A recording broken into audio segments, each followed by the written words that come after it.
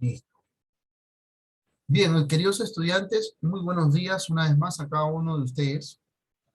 Hoy, miércoles 18 de agosto, vamos a continuar este segundo bloque de la clase del día de hoy, nuestra clase de Historia Universal, ¿no? Teniendo como tema, ¿no? Para este mes y lo que resta de los días, vamos a hablar de la antigua India.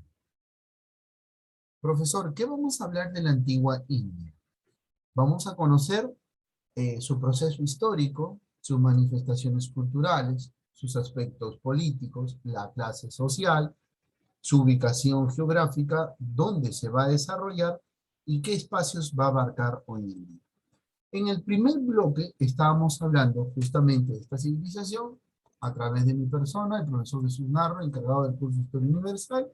Estábamos hablando justo en la primera parte, que es el medio geográfico, o sea, ubicación geográfica, dónde se va a desarrollar, cuáles son los ríos testigos del desarrollo de esta civilización, en qué parte de nuestro planisferio mundial se va a encontrar o se va a desarrollar esta civilización.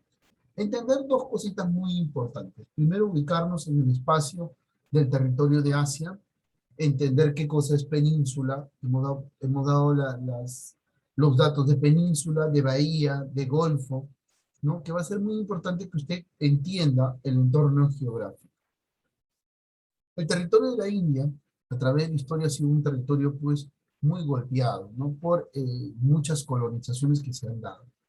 Pero en la antigua India, antes que lleguen pues los colonizadores, o aquellos que vinieron a conquistar, en este caso, estos territorios, vamos a ver qué afloreció en esta parte del mundo, y sobre todo en el territorio de la India.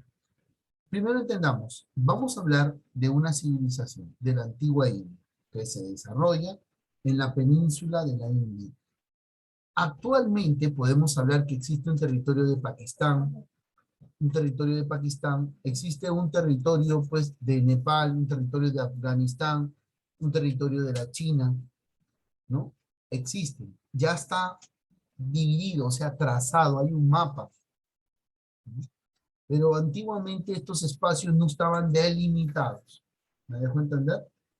Al no estar delimitados, quiere decir de que las civilizaciones estuvieron asentadas siempre a margen de los ríos. Profesor, vemos que el río Indo está en el territorio que actualmente se conoce como Pakistán, ¿cierto? Entonces, por lo tanto, usted nos dice de la civilización india que está en la parte del territorio de la India. Lo que estamos viendo es un mapa político de la actualidad, de cómo están delimitados los espacios. Eso quiere decir que el territorio de la India, pues antiguamente fue otro. ¿Me dejo entender? Punto número uno. Por lo tanto, los límites en la actualidad del territorio de la India vamos a tener por el norte a Nepal y Bután. Por el sur, el estrecho de Pal y el golfo de Mannar. Por el este, ojo, por el este, estamos viendo acá, por el norte, ¿no? Por el sur, el golfo de Mannar, están los golfos, ¿no? Este de acá, por el sur, por el norte, por el sur, por el este, ¿no? Va a estar Birmania, ¿no? Birmania, por el este, Birmania, ¿no? Y el Golfo de Bengala, profesor, otro golfo de este lado de acá, por el este, el Golfo de Bengala, Birmania, el Golfo de Bengala, ¿no? Y el Golfo de Bangladesh. Al oeste va a estar el Mar Arábico de Pakistán, el Mar Arábico de Pakistán, al oeste, y Pakistán propiamente dicho. Acá estamos, en estos territorios, en la actualidad. Curioso la ubicación, los puntos en los cuales se están desarrollando esta civilización, ¿no? En la actualidad esos son sus límites. Pero entendamos algo muy cierto. Cuando la civilización surge en la antigüedad, surgen a la margen de dos ríos, el río Indo y el río Ganges. Ahí ustedes miren el río Indo. Aquí miren ustedes el río Ganges. ¿Ven el río Ganges? Ahí está el río Ganges. Estos dos ríos están en el actual territorio, uno en Pakistán y el otro en la India. Esos son los datos que vamos a entender acerca del espacio y medio geográfico, ¿ya? Por lo tanto, estamos hablando de un territorio totalmente fértil. ¿Me dejo entender? Es un territorio totalmente fértil. Vamos a seguir hablando de otro punto, dentro de lo que vamos a explicar el día de hoy, que es la evolución histórica. ¿Está bien? Vamos a conocer la evolución histórica, quiénes van a ser sus reyes y cómo surge esta civilización. Vamos a tener claro dos cositas antes de poder continuar. Primero, el grupo de este territorio de la India, que ustedes han visto acá anteriormente, ¿no? Aquí va a haber un grupo social, o sea, un grupo que va a estar habitado ahí, que se va a asentar ahí. Pero en el territorio del río Ganges no va a haber una civilización, o sea, va a haber pequeñas aldeas. Van a ser unos que van a migrar, van a venir de otros territorios, van a migrar y se van a asentar en la margen de este río Ganges. Y ellos van a formar una cultura en el territorio de la India. Forman una cultura, ¿no? Y esta cultura es la que va a salir a flote. Es la cultura que va a tener, como se dice, relevancia. Y va a influenciar en todo este territorio. Y es aquí sí cómo se va a consolidar la civilización de la antigua India, que vamos a conocer el día de hoy. Y vamos por partes. Tener dos cosas. A la margen del río Indo va a surgir una cultura. Dos ciudades muy importantes, Guarapa y Mohenjo-Daro. En la actualidad se han encontrado vestigios en cada una de estas dos ciudades. Tenemos, por ejemplo, a Guarapa como una civilización que se encargó, pues, del arte metalurgio, de la metalurgia, de la fabricación en este caso, si no me equivoco, del hierro, ¿no? O del bronce también. Por lo tanto, va a ser una civilización que va a manejar, va a tener mucho conocimiento de ello. Ahorita, si no me equivoco, es Guarapa de bronce, si no me falla la memoria, ¿no? Y a diferencia de Mohenjo-Daro, que va a ser una civilización que se va a encargar, o sea, va a ser un grupo social que se va a encargar de elaboración de textiles. En Mohenjo-Daro, ¿no? Va a haber la fabricación de textiles de algodón, ¿no? ¿Y cómo van a hilar? Van a hilar el algodón, en este caso, hilan el algodón, ¿no? Hilan el algodón, y es prácticamente donde empiezan a mandar a preparación los textiles, los tejidos, en este caso. Por lo tanto, el primer testigo del surgimiento de una civilización en esta parte del continente, de la península de la India, ¿no? Va a ser el río Indo. En el río Indo van a destacar dos ciudades, Guarapa y Mohenjo-Daro, una dedicada al bronce, a la fundición, a la metalurgia, y la otra dedicada a lo que son los textiles. Ambas ciudades están en lo que se conoce como el Valle del Río Indo. Ambas ciudades están a la margen del río Indo, por lo tanto, están en su desarrollo a la margen del río Indo, en el Valle del Río Indo. Estamos repitiendo dos veces. Cabe la redundancia, algo muy importante. El surgimiento de esta civilización se da allá por el año 5500 antes de Cristo. 5500 antes de Cristo. Ah, muy bien, profesor. Vamos teniendo ahí los datos. Ahora, habíamos dicho también en el bloque anterior que ellos no podían decidir sobre su destino porque ya estaba trazado concerniente a lo que decían, ¿cierto? Esas costumbres, esas formas de pensar van a provenir de otro territorio, ¿no? Dejamos al río Indo, dejamos al valle del río Indo con esas dos ciudades muy importantes, Guarapa, ¿no? Y Mohenjo-Daro. Vamos al otro lado, por el año 1300 al 320 antes de Cristo. Vamos a fijar nuestros ojos en una civilización, en un grupo social también de la civilización de la India, que van a ser la civilización védica. ¿Se acuerdan que yo les dije que a la margen del río Ganges van a venir pobladores, van a venir oleadas migratorias que se van a sentar ahí y ahí van a desarrollar una cultura? Así se conoce la cultura védica. Esta cultura védica, ¿no? Donde europeos provenientes de otros territorios de Europa van a venir y se van a desarrollar ahí. A esos que migraron se les va a conocer como los indoeuropeos. Se desarrollan a la margen del río Ganges, ¿no? Y es ahí donde van a empezar a surgir la cultura védica. La cultura védica va a fijar, pues, va a fijar los dioses, va a fijar costumbres. Pero a diferencia de las otras dos ciudades, ¿no? A diferencia de otras dos ciudades, es en la civilización védica, en este grupo social védica, que se aloja a la margen del río Ganges, donde la expresión cultural de este territorio va a salir a flor. Es aquí donde se desarrolla el hinduismo, una de las religiones más antiguas y practicadas hasta la actualidad de esta civilización. Dos, conocen el acero y sus armas y sus utensilios son fabricados en base al acero, a diferencia de Guarapa y Mohenjo-Daro. Aquí se van a mandar a escribir las Vedas, estos textos sagrados o epopeyas más reconocidas. ¿De qué habla? Acá cuentan historias, son leyendas que son plasmadas, ¿no? Y muy reconocidas, como Mahabharata y la Ramayana. ¿Sí? Y la Ramayana.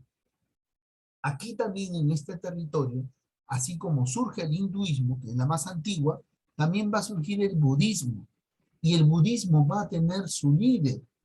Su líder va a ser Siddhartha Gautama, conocido en la historia como Buda. ¿Han oído hablar de Buda? ¿No han visto uno que está medio gordito, así como el profesor de Historia Universal, así gordito, así, que está con su mano acá, o que está con su mano así? Conocido en la historia como Buda, ¿no? Este va a ser un líder, como un profeta. Él nace en el año 563 a.C. Se le conoce como Buda y él es el que se encarga de dar la doctrina del budismo. No solamente Siddhartha Gautama, conocido como Buda, que es la pregunta, porque, ojo, tengan claro acá que yo lo voy a preguntar eso. ¿Quién fue Siddhartha Gautama? Fue Buda, nace en el año 563. Ahora, también va a estar acá presente sí, en este grupo social, ¿no? En este grupo humano va a estar Mahavira.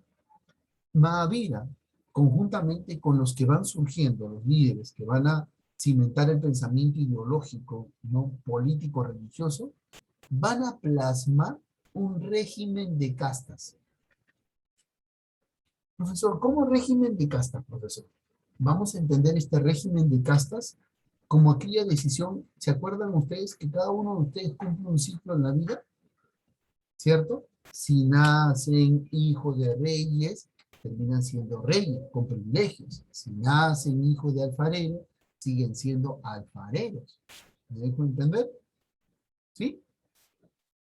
¿Sí? ¿Correcto? ¿Si nos entendemos, Luciano Fernández? Rosito Cuba, Hugo Mendoza, ¿sí? Sí, profesor. Correcto. Entonces, si nos entendemos, vamos a ver, da un régimen de castas.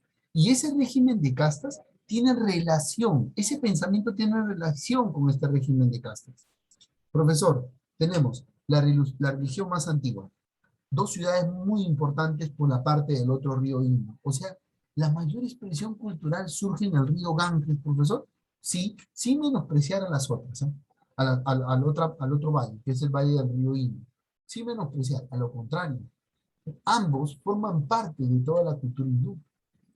Ahora, este régimen de castas va a centrar en eso lo que yo le estaba explicando hace un ratito, como algo filosófico, como un pensamiento. ¿Por qué? Porque si tú nacías sacerdote, eras destinado a ser toda tu vida sacerdote. Si nacías guerrero, soldados, encargado de la seguridad del pueblo, o sea, eh, casi así trajas, terminas siendo guerrero, soldado y proteges.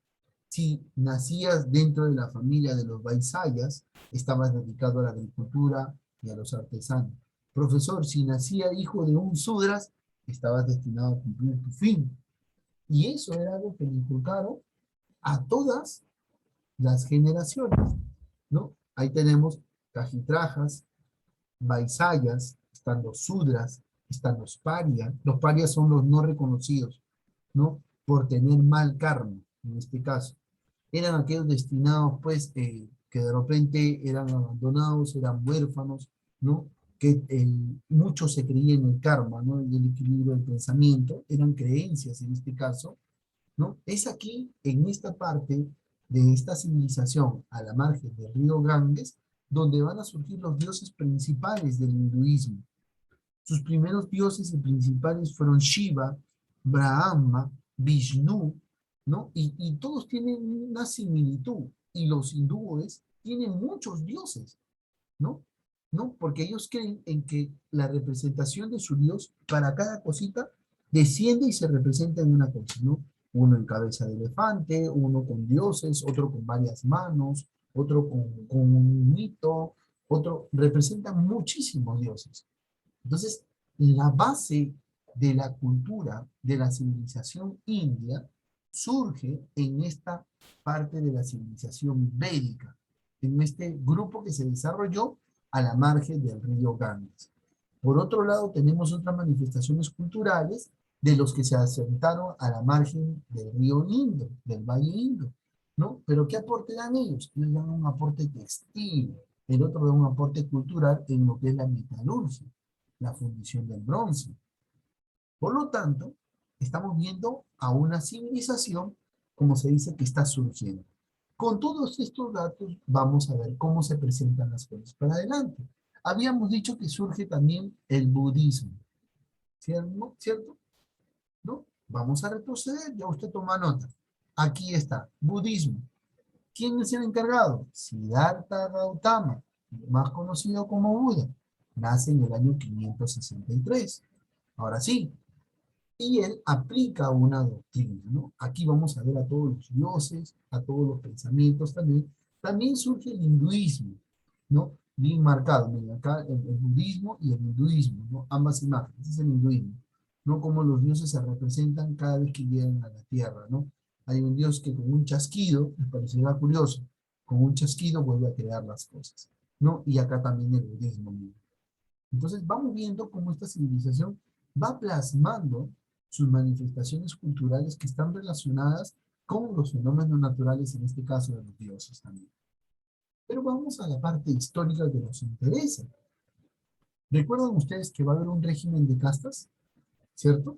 Muy bien. Así como va a haber un régimen de castas, ¿no? Tiene que haber un liderazgo para que conduzca esas castas. Uno de los primeros imperios que se va a desarrollar en esta parte del continente de la civilización india va a ser su primer emperador. Su primer emperador va a ser Chandrata, ¿no? Chandragupta va a ser su primer emperador.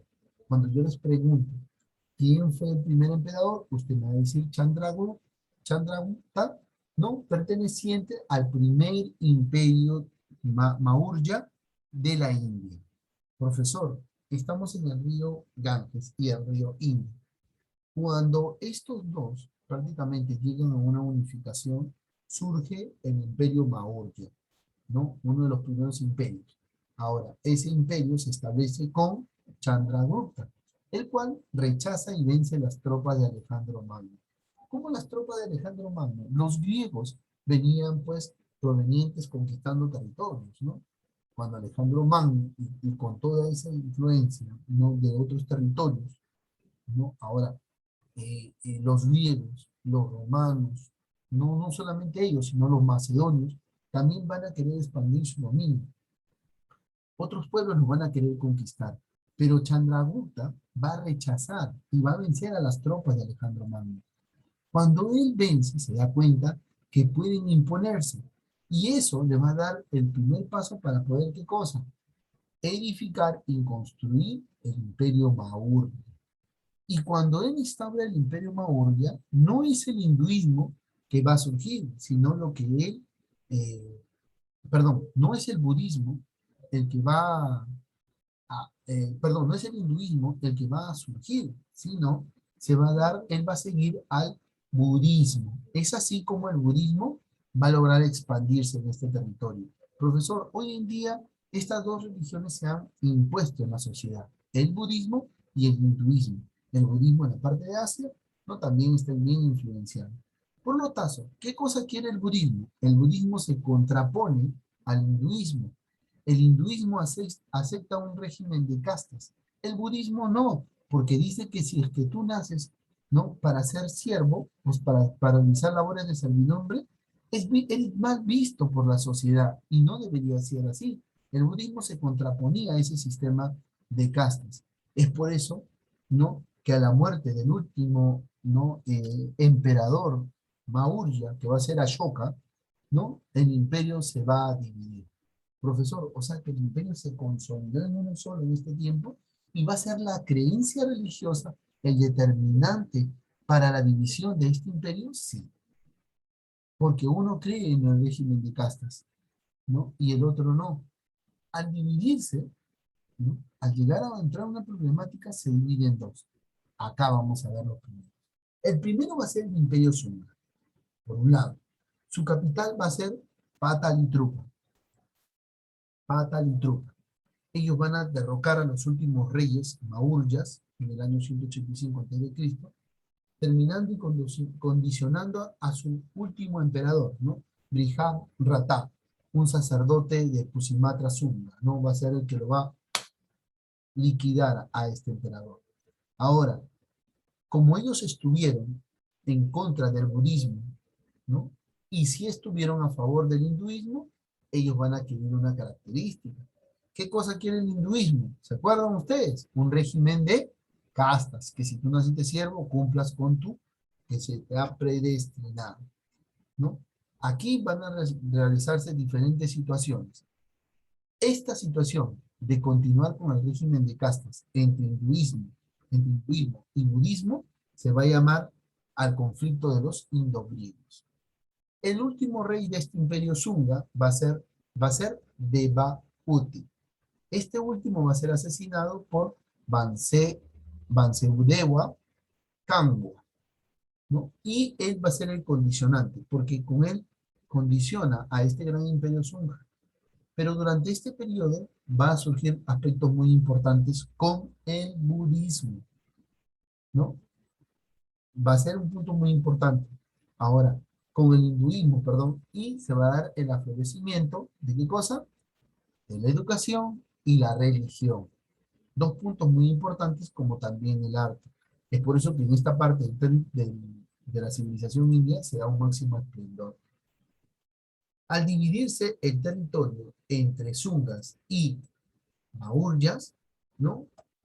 Va a estar bien marcado. Los Mauryas inclinados por el budismo y los Sungas inclinados por el hinduismo, ¿no? Bien marcado. Un régimen de casta y el otro que no quiere un régimen de casta en este caso, ¿no? Ahora, en el aspecto social, y así se va a mantener hasta las siguientes conquistas e invasiones que se van a dar en el territorio de la India. La civilización de la India tuvo diferentes etapas, no todas con la misma organización en el aspecto político. Recuerden ustedes que lidera un grupo social y ese régimen, esa organización política va a cambiar, ¿no? Pero entre las más conocidas y las más importantes va a ser ese régimen de castas que definen los estatutos sociales. ¿Me dejo entender? Por lo tanto, en la parte, entró uno que está ligado al budismo y el budismo está en contra de las castas, cambian el régimen social. No, pero entra otro que está ligado al hinduismo, vuelve a insertarse el régimen de castas. Esto todo va a ser una situación, ¿no? En este caso, no inestable, sino se va a ver influenciado, ¿no? El budismo y el hinduismo va a influenciar muchísimo en el comportamiento de la sociedad. Por lo tanto, siempre se mantuvieron los cuatro básicos y denominados Vamas, ¿no? O sea, grupos sociales, ¿no? O régimen de castas que se van a dar en el territorio hindú. Los brahmanes, que son los sacerdotes, las chátrias, que son los guerreros, gobernantes, ¿no? El propietario de tierra, los vaisías, ¿no? Que son los campesinos, merecedores mercaderes, comerciantes, van a estar los sudras, los siervos sometidos, los mestizos, ¿no? Los parias, aquellos intocables, ¿no? Retirados de las castas. Nacidos, por ejemplo, los parias son los que nacieron de matrimonios prohibidos, ¿no? Se metió con otra mujer y tuvieron un hijo, ya él pasa a ser parias, ¿no? Imaginen, así una sociedad bien, bien estricta con muchos aspectos o comportamientos que no están acordes dentro de la sociedad, ¿no? Ahora, vamos a ver la pirámide social, ¿no? Y con eso vamos a ir cerrando. ¿A qué se dedicaban en el aspecto de la religión? Por ejemplo, los brahmanes a la religión, los kshatriyas, los guerreros, los vaishyas, comerciantes, artesanos, los shudras esclavos y por último los parias, ¿no? Los intocables. En el aspecto económico, estamos dando el dato, ¿no? Hemos visto ubicación geográfica, hemos visto evolución histórica, hemos visto aspecto político. Ahora vamos a ver en el aspecto económico. En la agricultura todavía esta civilización va a tener clara que es la base de su economía. Base de la economía de la civilización india, la agricultura. Gracias a los cultivos de trigo, cebada, sesano, legumbres, dátiles, el arroz, ¿no? El territorio donde va a surgir muchísimo el arroz va a ser a la margen del río Ganges, ¿no? Ese va a ser la zona muy importante para el desarrollo de lo que es el arroz. En la parte de la textilería va a ser la ciudad de Mohenjo-Daro, como ya he dicho en la primera parte. Aquí se elaboraban los textiles más importantes de la India, ¿no? Ahora, los hombres de la civilización, en la parte de la ganadería va a estar los que se asentaron a la margen del río Indo, van a destacar mucho en esta parte de la ganadería. ¿Por qué? Van a domesticar el asno, el buey, el ganado jorobado, el búfalo en este caso, y los elefantes. Ahí tenemos una actividad muy importante que es la cosecha del arroz, no como cosechando el arroz en la parte de la India. Queridos estudiantes, queridos alumnos, ¿no? También vamos a ver la industria, ¿no? Ahora, en el caso de la industria, más que nada va a estar fijada la extracción de minerales. A eso le vamos a sumar el marfil y las piedras preciosas, como se dice. Pero en los metales ya conocen el cobre, conocen el estaño, conocen el plomo que lo utilizaban. Van a tener diferentes herramientas de hierro, como también, pues, perdón, de bronce y de hierro. En la parte del comercio, las ciudades Indo van a comercializar no solo productos agrícolas, ¿no? Sino también, ¿qué cosa? Los metales, ¿no? El oro, la plata, el estaño, las joyas, ¿no? Las turquesas. Y se han dado cuenta de que estos intercambios que se van a dar en comercio están en manuscritos sumerios, en manuscritos acadios, que registraban el comercio de oro y ébano, ¿no? Y con harina, en este caso, con las naves de algunos historiadores que fueron identificados. Por lo tanto, los materiales y los minerales que intercambiaban con otros estados, con otros territorios, ¿no? Como los asirios, los sumerios, eran provenientes de Guarapa, ¿no? De esa ciudad, ¿no? Que hace un ratito al inicio me dije, una sociedad que conocía lo que es la metalurgia, la fundición, ¿no? Y que tenían armas de bronce. Eso se va a dar cuenta ya que se encontraron armamento datado ya para la fecha, se conoce desde el tiempo de la civilización india. Queridos estudiantes, queridos alumnos, hasta aquí nos vamos a quedar.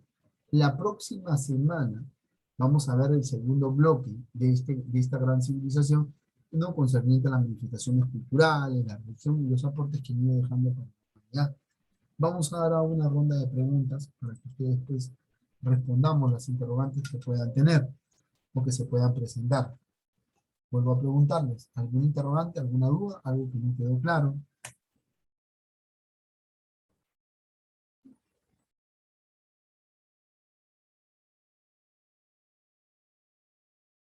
Síntesis. Hemos visto la civilización india, ¿cierto? Año, ¿cuándo surge? 5.500 años antes de Cristo. Los que se van a desarrollar, esta civilización se desarrolla a la margen de dos ríos, Indo y Ganges, actuales territorios de la India y Pakistán. Punto. Número dos, hemos visto la evolución histórica, ¿no? Importante, tanto para los que se desarrollaron en el territorio del Indo y los que se desarrollaron en el territorio Ganges. Los que se desarrollaron en el territorio Ganges expresaron mayor culturalidad, realizaron diferentes manifestaciones culturales. Es aquí donde nacen esas dos religiones muy importantes e imponentes en esta parte del continente, el budismo y el hinduismo. ¿Me dejo entender? ¿No? Van a surgir un imperio, el imperio Maurya.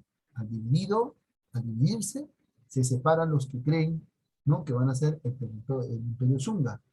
¿no? Los que creen en el hinduismo y los que creen en el budismo.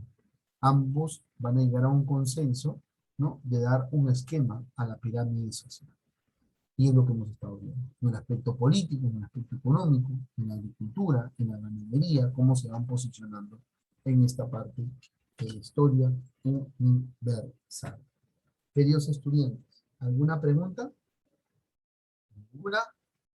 Ponemos like arriba, pulgar arriba, para poder cerrar la sesión. Gracias, muchachos.